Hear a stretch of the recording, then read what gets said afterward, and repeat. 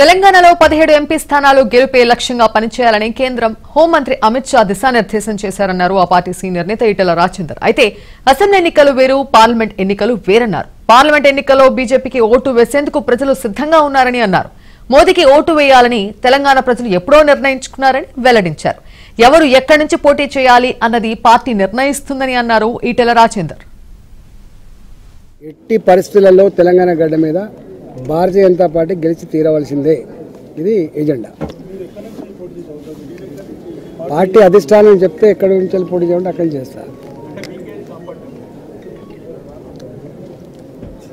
Comfort ఉంటాయి, comfort గురించి మాట్లాడుతామా? నాయకులం మేము, మాకు ఒక ప్రాంతం ఉంటుందా? మేము తెలంగాణ వాసులం, మీకు తెలుసు. ఇంకా గజ్వేల కూడా పోటీ చేసిన పోయి మేము 20 ఏళ్ళుగా తెలంగాణ ఉద్యమంలో అన్ని ప్రాంతాలకు అన్ని వర్గాల ప్రజల ప్రేమను పొందిన ఆమోదం పొందిన కాబట్టి ఉంటాం. మా పార్టీ ఆదేశిస్తుంది.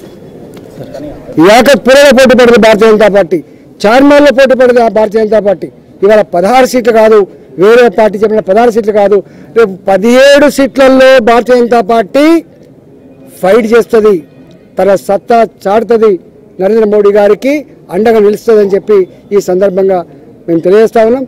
తెలంగాణ ప్రజానికం కూడా కులాలతో మతాలతో సంబంధం లేకుండా మనం మోడీ గారిని నిండు మనసుతో ఆశీర్వదించమని చెప్పి భారతీయ జనతా పార్టీ ఈరోజు మా సమావేశంలో తీర్మానం ఆమోదించింది. కాబట్టి మీరందరూ కూడా మద్దతు ఇవ్వాలని చెప్పి